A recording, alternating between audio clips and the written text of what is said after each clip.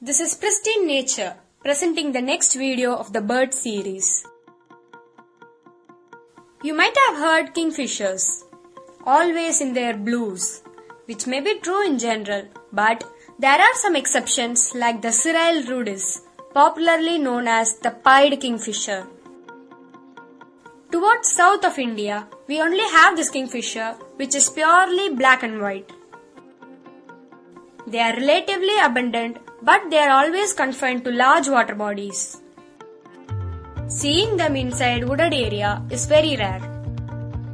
This bird was described by Carl Linnaeus in the year 1758. Their presence can be felt even in urban localities where there are large water bodies. Often, singles or pairs can be seen perched on the electric lines, focusing on the slightest movement on water surface for their quarry, the fish. Bobbing their head and flicking their tail is a typical behavior which we can notice when we see them. It is distributed not only in India but also in sub-Saharan Africa and many South Asian countries. It is considered to be a resident one, making their appearance in our surroundings throughout the year. Some populations are said to have local movement. Like every other kingfisher, they nest inside burrows during the season.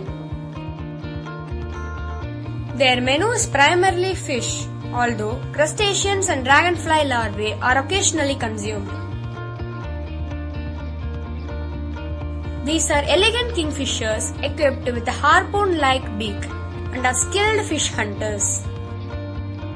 It sports a feathery crest and a black and white plumage, which makes it unmistakable in the field. They are specialists in hovering and can stay in mid-air for a considerable time, often repeating it, altering the location. Most often, its hovering is strategic, wherein the prey cannot notice them as the sun will be behind. This medium-sized kingfisher has subtle differences between their sexes, where males can be identified with the double band across their breast and females have a single band which is often broken in the middle. Though they are ultimate fish hunters, many of their attempts go in vain with a few successful.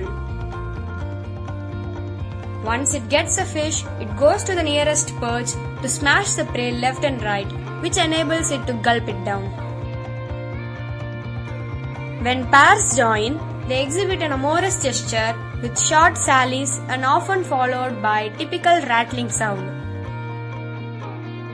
Next time, when you visit any of these lakes or reservoirs, don't forget to watch the power lines crisscrossing the area. I am sure you will not miss it. Thank you for watching. Do subscribe.